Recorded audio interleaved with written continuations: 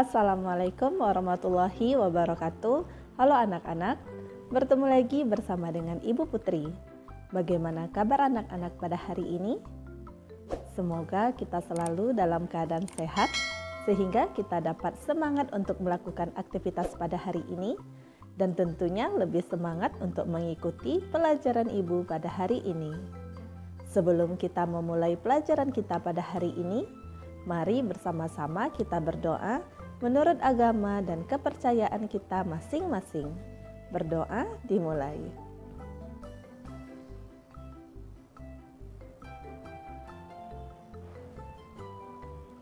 Berdoa selesai.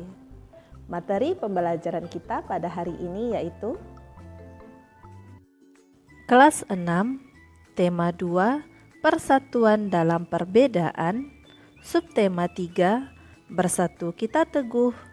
Pembelajaran 1. Burhanuddin Muhammadiyah dan naskah asli proklamasi. Teks proklamasi awalnya ditulis tangan oleh Soekarno, kemudian diketik oleh Sayuti Melik agar terlihat rapi. Teks asli tersebut kemudian dibuang ke tempat sampah. Salah seorang pemuda yang ikut hadir pada saat persiapan proklamasi kemerdekaan adalah Burhanuddin Muhammadiyah. Ia mengambil naskah asli dari tong sampah dan disimpannya. Ia menilai bahwa teks tersebut memiliki sejarah tinggi. Naskah asli yang disimpan BM Diah selama 46 tahun 9 bulan 19 hari kemudian dikembalikan kepada bangsa Indonesia. Dia membawa naskah asli proklamasi kemerdekaan Republik Indonesia pada Selasa pagi 19 Mei 1992 pukul 10.30 dan menyerahkannya melalui Presiden Soeharto. Naskah itu kemudian disimpan oleh Arsip Nasional atas anjuran Soeharto. Keputusan BM Diah untuk menyimpan naskah asli sangat tepat.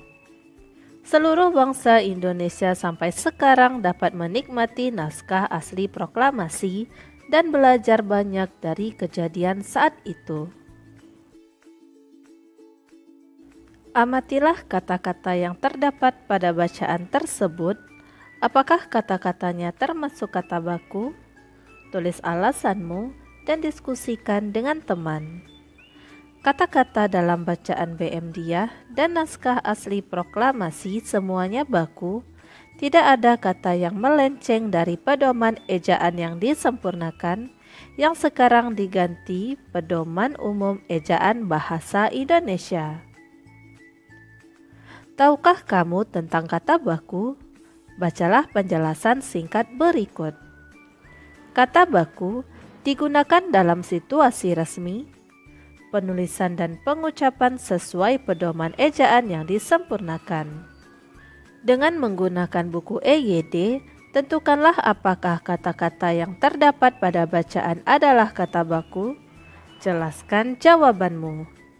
Kata-kata pada teks BM Diah dan naskah asli proklamasi termasuk kata-kata baku karena penulisan dan pengucapan sesuai pedoman ejaan yang disempurnakan. Pada halaman 102, bacalah kembali teks BM Diah dan naskah asli proklamasi. Temukan informasi penting dan tulis pada peta pikiran berikut. Burhanuddin Muhammadiyah dan naskah asli proklamasi. Yang pertama apa?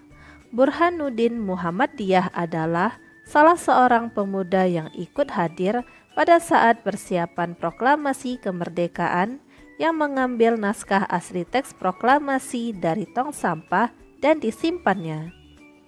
2. Mengapa? BM Diah menilai bahwa teks asli proklamasi yang telah dibuang di tong sampah tersebut memiliki sejarah tinggi. 3. Siapa? Burhanuddin Muhammadiyah. 4. Bagaimana? Dia membawa naskah asli proklamasi kemerdekaan Republik Indonesia pada Selasa pagi 19 Mei 1992 pukul 10.30 dan menyerahkannya melalui Presiden Soeharto. Naskah itu kemudian disimpan oleh Arsip Nasional atas anjuran Soeharto. 5. Kapan? 19 Mei 1992 pukul 10.30, di mana teks asli proklamasi yang diambil dari tong sampah dikembalikan ke Presiden Soeharto dan disimpan oleh Arsip Nasional. Pada halaman 105, dalam kelompok, berjalanlah mengelilingi halaman atau lingkungan sekolah, pilihlah satu jenis tanaman dan hewan, amatilah habitatnya, tulislah manfaat hewan dan tumbuhan tersebut bagi kehidupan manusia. Hewan yang pertama yaitu hewan ayam. Habitat, dataran lapang yang kering namun bisa juga di tempat yang lembab. Manfaat bagi manusia sebagai makanan baik daging maupun telurnya. Yang kedua, tumbuhan pisang. Habitat, di darat. Manfaat bagi manusia, sumber karbohidrat dan vitamin A bagi manusia.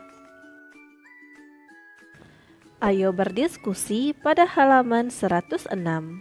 Setelah proklamasi kemerdekaan, bangsa Indonesia menjadi bangsa yang merdeka. Merdeka dari segala bentuk penjajahan, setiap warga negara berhak untuk menikmati kemerdekaan tersebut, namun berkewajiban pula untuk menjaga kemerdekaan.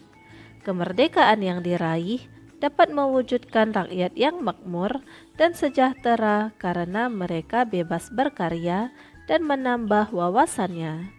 Amatilah gambar berikut. Gambar tersebut mencerminkan rakyat yang sejahtera. Mereka menikmati kemerdekaan dengan memperoleh kebebasan dalam melakukan pekerjaan dan memperoleh pendidikan. Apa pengaruh kemerdekaan bagi petani atau pedagang? Setelah merdeka, tidak ada lagi pajak yang tinggi yang harus mereka bayar. Mereka juga mendapatkan harga yang sesuai dengan barang yang mereka jual. Apa pengaruh kemerdekaan bagi pelajar? Setelah merdeka, semua orang bisa belajar tanpa harus memandang status sosial. Apa yang harus dilakukan rakyat agar sejahtera? Yaitu saling membantu dan mengutamakan kepentingan bersama di atas kepentingan pribadi. Diskusikan jawabanmu dengan kelompokmu. Tulislah 3 kegiatan yang dapat kamu lakukan agar kamu berhasil sebagai pelajar, yaitu belajar dengan sungguh-sungguh, selalu jujur dan disiplin, dan mematuhi nasihat orang yang lebih tua. Demikianlah materi yang dapat Ibu sampaikan pada hari ini. Semoga apa yang telah Ibu sampaikan pada hari ini dapat bermanfaat untuk dirimu dan menambah ilmu pengetahuanmu. Jika dalam penyampaian materi ada tutur kata Ibu yang kurang berkenan, Ibu mohon maaf. Akhir kata, wassalamualaikum warahmatullahi wabarakatuh.